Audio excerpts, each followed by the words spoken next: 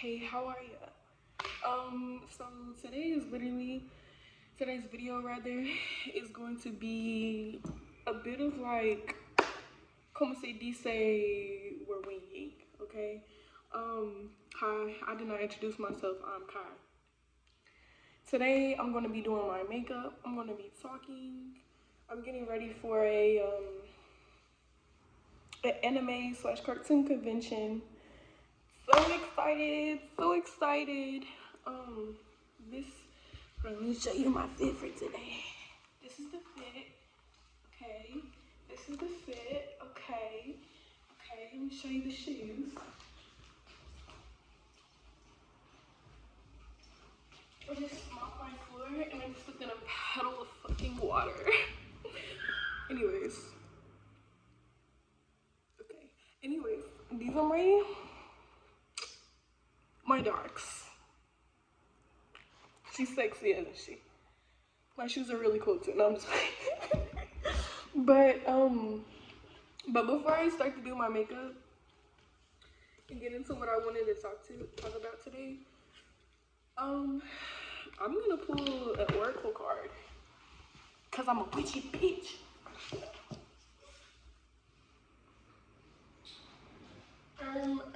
So yes, I'm gonna pull an oracle card for today.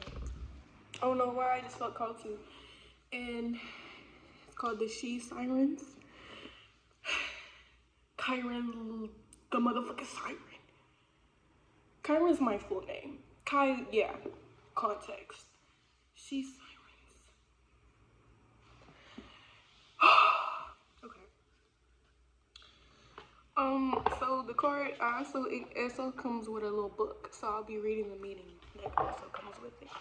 But look how beautiful these for one, that is the moon, the sun, and a yoni, which if you're not familiar, yoni means portal, which is the card I got. Primal. It's funny. It's funny. I just saw 222 on my clock too, but it's funny because Chiron the Siren is like my I would say who I am at my core. If you're not familiar with siren mythology, sirens were half mermaid. A lot of different depictions. They do describe them differently as far as like how they were, hybrids. But in most the mythology that resonates the most with me is they were like water creatures, right? Half mermaid, half human, so to speak, right? Really, I see it as half angelic, half mortal, right? So it's really funny that I get this card because Karen the Siren is like my primal side, right? Like she's my shadow, but she's also my angelic nature, right? And so let me read this meaning. But even like to give further context, like Karen the Siren is the raw me. She's the unapologetic. Like she's not afraid to be the villain. She's not afraid to get with you. She's not afraid to tell you about yourself. But it will always be through love, right? She sings the truth, right? She sings the truth, and to me, or just sirens in general, the anima and animus, right? The animus being there's feminine and masculine energies in the universe, that is what makes up the universe. The anima represents the masculine psyche, or the masculine part of all of our psyches, being that we have both, right?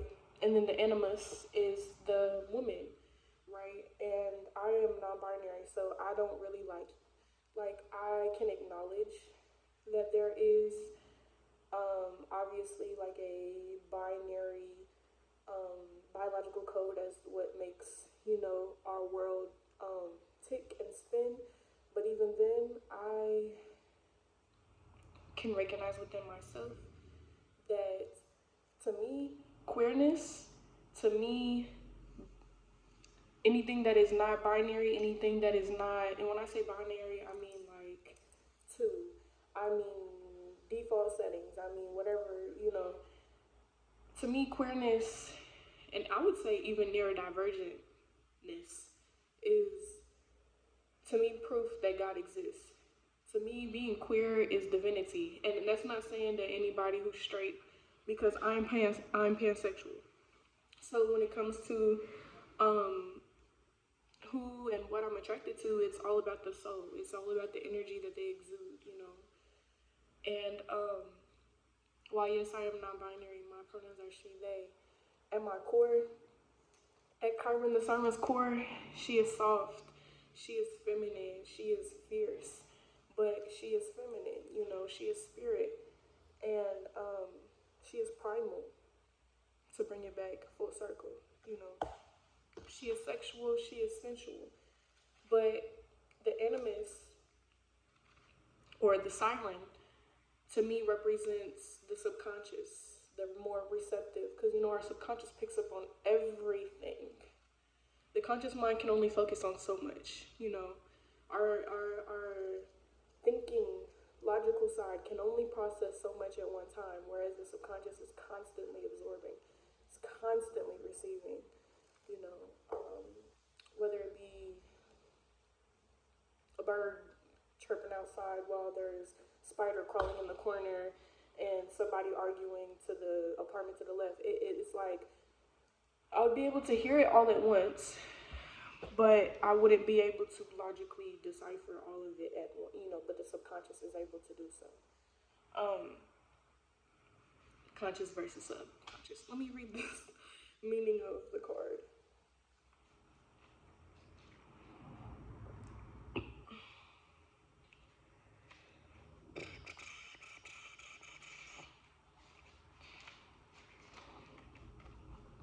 This is the transmission, so the describing sentence of the card.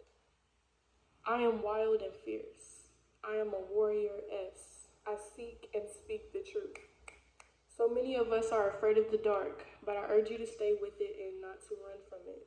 To remain there until all three of your eyes adjust and you're able to see in the dark. It's here that, like the fox, you can shapeshift. Trust your primal instincts and navigate the terrain that others fear and dread. It's here that you can walk the path where there are no footprints, making your own as you search for bone deep truth, your truth. And then the affirmation is, I trust my primal instincts. One can even say intuition. And then this says the heart riff prompt activation. Or like the questions that you can ask to reflect. Can you trust your primal instincts? Can you get underneath the layers of stories and conditions about yourself and trust what's underneath that? Check in with your feels about how the world's wild and fierce feel in your body. Do they have you longing to be more instinctual? Or is there fear about who you are and what might happen if you were to fully meet yourself in your wildness? And then it says the inspiration for the card's design was someone of the name Suzanne, a teacher and wisdom keeper with the cunning of the fox and the resourcefulness of the magpie. Isn't that beautiful? And it's so funny because that's literally what Kyron the Siren is to me. She's like the part of me, the feminine aspect of me that I had to repress. I had to repress my sexuality. I had to, just due to several different reasons. But my sexuality, my intuition, my inherent wisdom, and even in this world that we live in, we get programmed to fear those aspects of ourselves. So yeah. Also, let me show you some things that I've been drawing.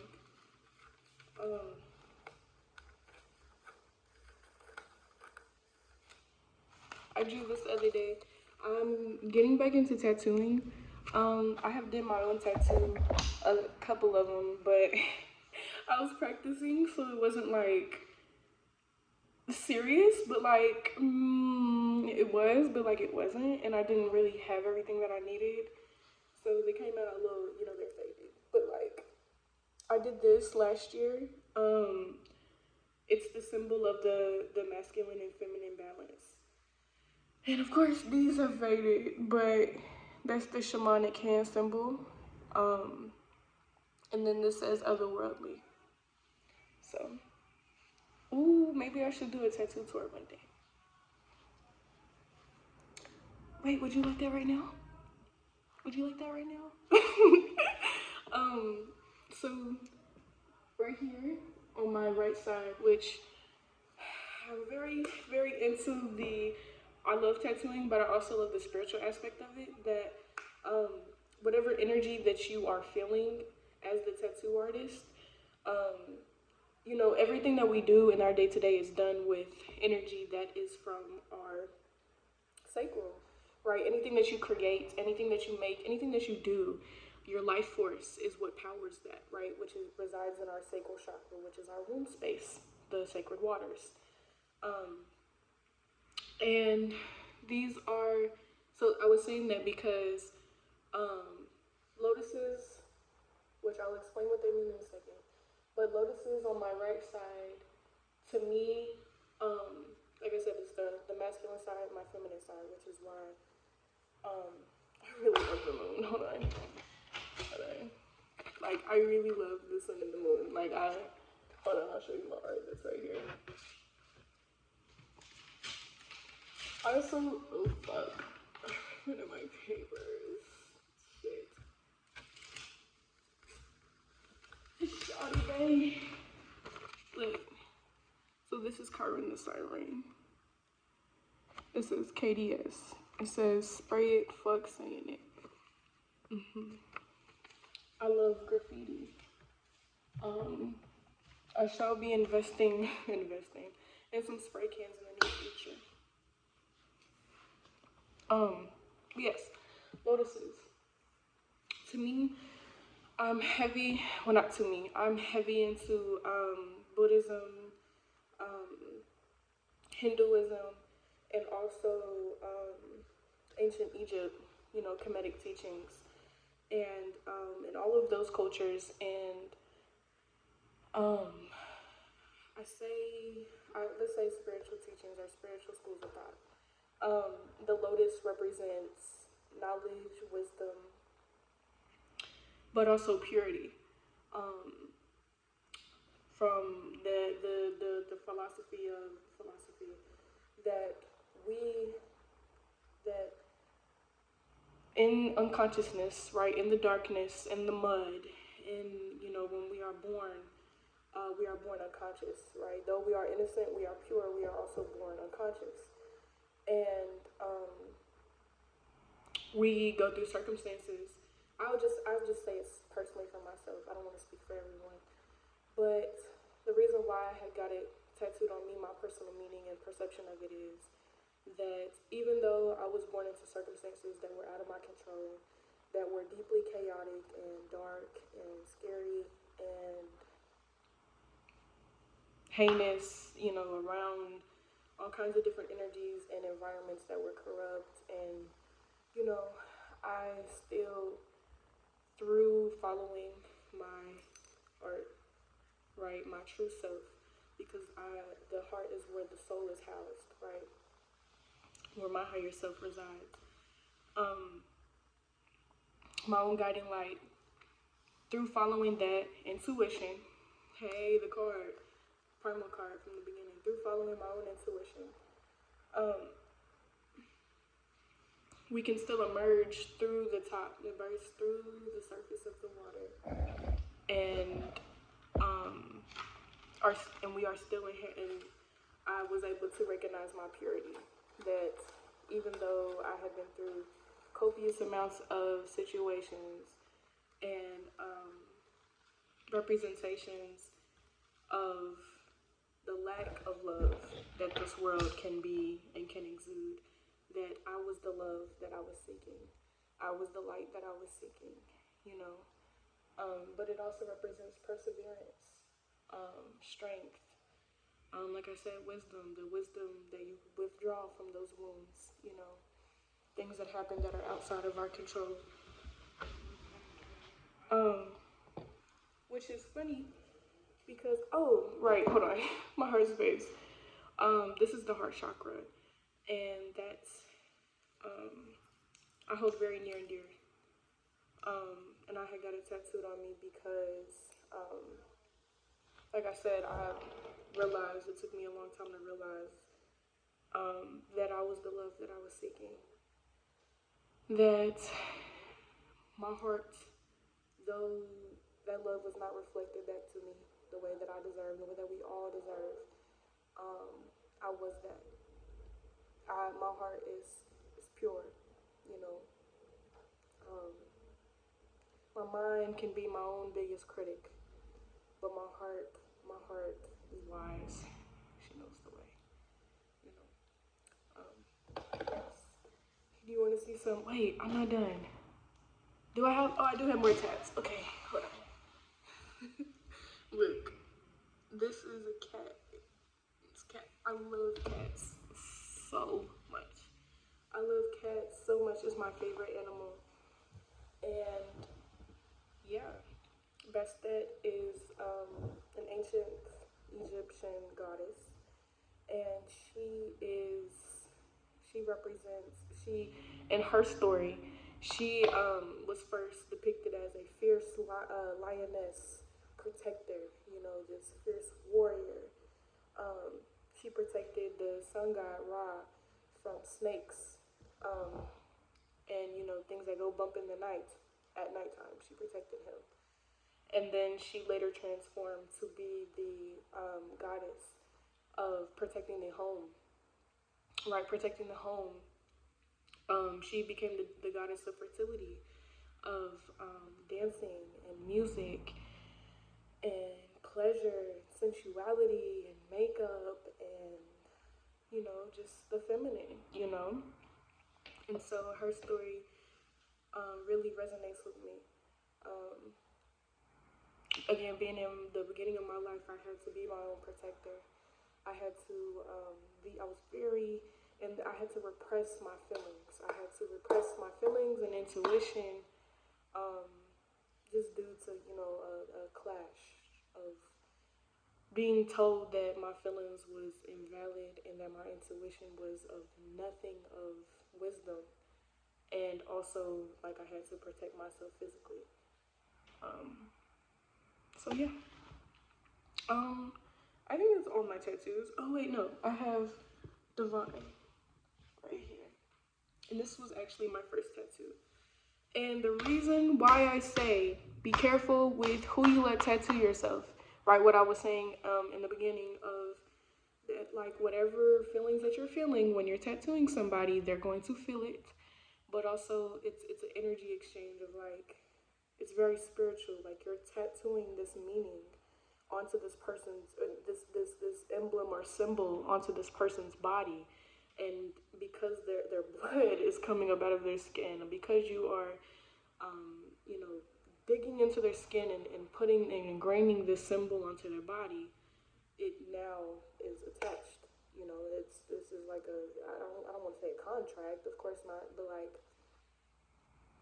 you become what you have tatted. You know, like the whole thing of like you are what you eat, you are what you put on your body. You know, so it's very being that our body represents our temple. You know, like how I said, my heart space is what houses my soul. Um, the body is what houses the soul is what the temple that honors the soul. And I've been learning recently about this spiritual teaching of I forget how to say it, Sufism, and it's basically the teaching of that your heart is a garden, right? Which soil needs to be tended to, right? Weeds pulled, soil being turned over, so that it's about learning the ways in which, basically, to summarize it, is what walls have you put up to either deny yourself of love, whether it's receiving it or giving it, and to understand that you are. love, right? And then that's also another little fact about me is that I love to garden. And I love doing so because it makes me feel at one. I'm tapping back in with myself, you know, like as I dig my hands in this dirt, I feel like I'm connecting to something much bigger than I, you know. Um, but yes, here's some books and things that I've been reading here lately. Um, well, I haven't read this one yet, but I was gifted this by someone who was so kind to give it to me because they could sense that I'm into this shit. Into this shit is an understatement. I'm neurodivergent, and if being into spiritual, whatever the fuck you want to call it, was a special interest, it would be mine. I'm just also a nerd about mythology and history and esoteric shit, you know. But this is called The Concise History of World Religions. I also think it's really important to have an open mind, an open mind and an open heart, and to always be feeding yourself and nurturing your mind. Um, Pulling those weeds, so to speak. I've also been reading Chiron and Love, the astrology of envy, rage, compassion, and wisdom. Chiron is of Greek mythology. He is the wounded healer, right? If you have time, I really suggest looking him up. And if you're into astrology, I really suggest looking up where, because it's a comet slash asteroid slash planetoid that is in all of our charts, and it represents the part of us that, due to being wounded by things that are outside of our control, or parts of us that were wounded, but with withdrawing the wisdom from said wound, you can use it to heal others, like developing empathy and compassion for other people who have also experienced said wound, right? Because you can only learn how to help somebody with something if you have experienced it yourself fully. Like you can fully be able to help somebody by understanding that part of yourself first. That was something that I had to learn. A big lesson was, yeah, I can have compassion and empathy for others, want to help and want to be of service, but first I have to, if I want to heal others, I have to heal myself first.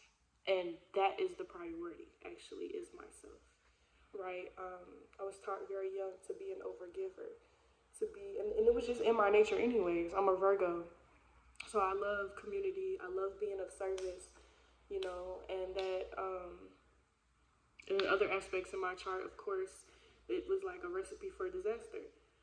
Being that nurturing and even boundaries and even an identity that wasn't rooted in how can I be there for other people.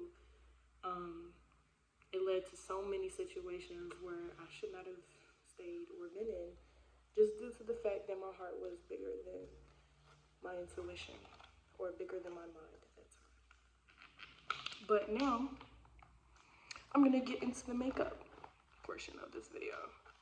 Okay? Okay. And behind you is this big ass mirror. I be shaking my behind in this mirror. Oh yeah.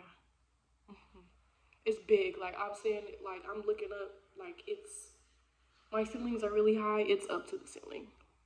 And yeah, it's big. But yes. Yes. Okay. So here's the thing. If you want to know how I do my eyeliner, I know you didn't ask. Wait, hold on. Actually, I'm getting ahead of myself. What I do first is mascara.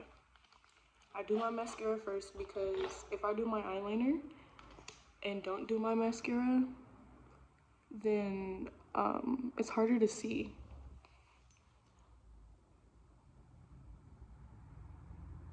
But yeah, I want to talk about my decision to come back to YouTube, and even my relationship with failure.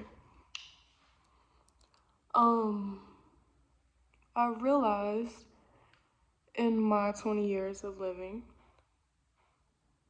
that failing is inevitable. Failure is actually a part of the process.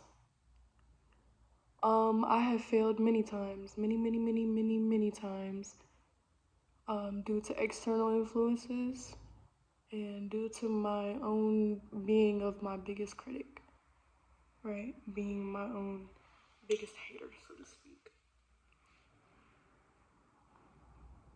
And what I realized is that failure is inevitable, as I said, but it is not the end all be all. Let's say pertaining to, and I say this specifically because I've posted videos on YouTube before where I had a message that I wanted to convey, but where I was at that time, I didn't have the capacity in terms of like groundedness within myself fully. So, but even then, like I'm still, even now, I'm still trying to still figure out who I am, and I want to be authentic. Like that's my mojo. That's my MO is being myself. Like how can I teach others how to be comfortable with being themselves if I'm still censoring myself? Like that was a really big thing. Was like I have another video that I'm gonna release. It's still in the works, but it's like I had to edit so much of it out because I was censoring myself, and that was the problem in the beginning, is that I was pretending to be this like person who, like, I was just watering myself down. And it's just like I don't want to do that.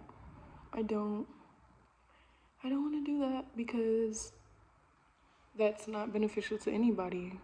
Like who I am, and I had to realize it was an internalized thing of like why I had to ask myself like why do I feel like I can't be my raw self? Like why do I feel the need to censor myself? And because I mean, like, I'm beautiful, like, and I'm not even just talking about skin deep. Like my soul, she's beautiful. And how can I be and serve as a reflection to others of said beauty if I don't allow her to shine fully, For her darkness, for her weirdness, for her quirkiness, for her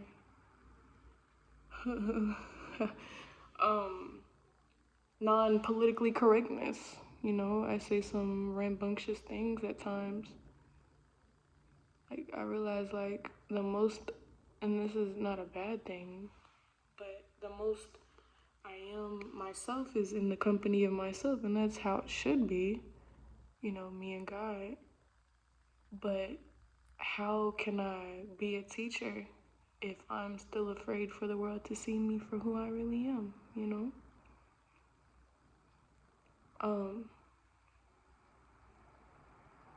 Because I mean, we're all beautiful. All of us are so beautiful. Now, granted, you do have people who, yeah, I feel like it's a choice. Choose to operate from ugliness. And ugliness is not a look, it's an energy, it's a way of being. You choose to be malicious, right? Nobody likes a fucking asshole. Don't, and it's one thing, and that's another thing I've gotten used to being, or being okay with being, is the motherfucking villain, bitch. You know what? These days, I'm like, I get the opportunity to say no. I get the opportunity to tell somebody, get the fuck out of my face. Oh my God. And it not, of course I'm not condoning being, again, an asshole, but like, I get to tell somebody to leave me alone. Like, you don't understand what that does for my inner child. Like, she was so scared or so scared of being an inconvenience, so scared of being seen or perceived a certain way, and it's like now, big Kai, she don't give a fuck. I think that's a philosophy we should all adopt. Reclaiming our own childlike joy of I'm gonna be weird. You know, people are gonna judge you anyways. It's just human nature. Shit, I judge people too, but not like that. Like, I mean, of course, we all have subconscious biases and things. That's something we can't really control, but we can unlearn, you know, and we make sure that we're not treating other human beings a certain way as a result of our own painful or just uncomfortable experiences with people who remind us of those people, you know. But yeah, something I've understood is like people have their own internal universes, you know. People have shit going on that just as much as I do that they don't utter out loud to anybody, you know. And I used to be, while living in survival mode, like I know so many people assume that I was a bitch, you know, just due to the fact that, like, I remember getting told to smile a lot. It's like, dude, you don't even understand what I'm fucking going through. If you did, you would not be telling me to fucking smile right now, bro.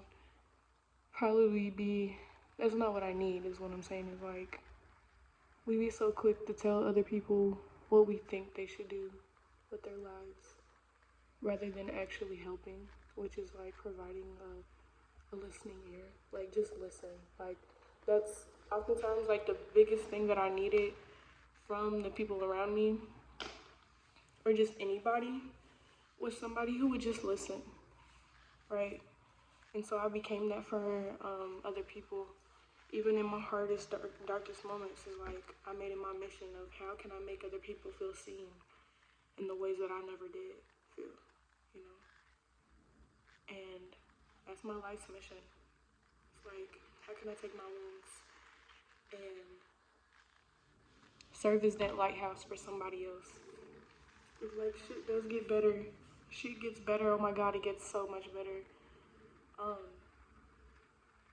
who you are naturally when you're not trying to be somebody else is like the coolest fucking thing ever. Like, bro, what did Avril Lavigne say? She said, I like you the way you are when we're driving in your car. It was something like, take off all your preppy clothes. Mm-mm. Something. But basically, the message was like, why do you have to make things so complicated? Avril Lavigne, Pink, Katy Perry. I didn't have many representations of black punk artists when I was little, so of course, like being the mainstream media, what I saw, um, like when I was like 4 or 5, was of course like white, you know, punk. It feels so good to see. Um, but that was my representation at that age. So like, of course, that kind of led to like a skewed perception of myself because it's like I've never seen like a girl that looks like me in rock until I was like 12, and I saw Rico Nasty for the first time. Changed my life. Or Zilla Kami, oh my god, changed my life. Um, I don't know where I was going. Oh, representation. Like, I want to be that. You know, I want to, even if it is like walking down the street and a little girl or a little boy or a little alien human being who doesn't know their gender. That's how I feel sometimes, like an alien. But just a little being looks at me and never has saw anything like me and feels awe, admiration of like, wow, you are so cool. Because that's how I was when I was little. Like, my mother, I feel like it was a wound I inherited, was like to be afraid of being everything, being afraid of my power, being afraid of who I was inherently, and watering myself down as a result.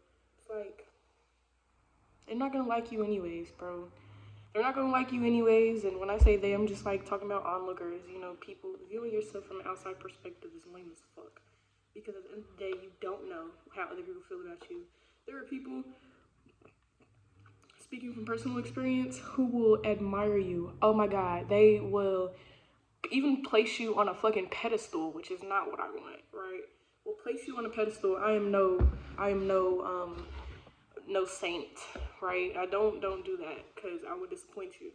You know, place you on a pedestal and then not tell you how much they admire you, and it's just due to ego. But like, while yes, it would be great to know the impact that I have because that is, you know, what I sing for, what I seek for is you know is that impact. Of course, I would love to know how I've impacted, you know, somebody and how I've changed their perception on themselves or their life. That's not all I do it for because I know that by default, me just being myself, me showing people love, me just telling somebody how cool their fucking shoes are is gonna send out a ripple effect into the universe, you know? So don't worry about it.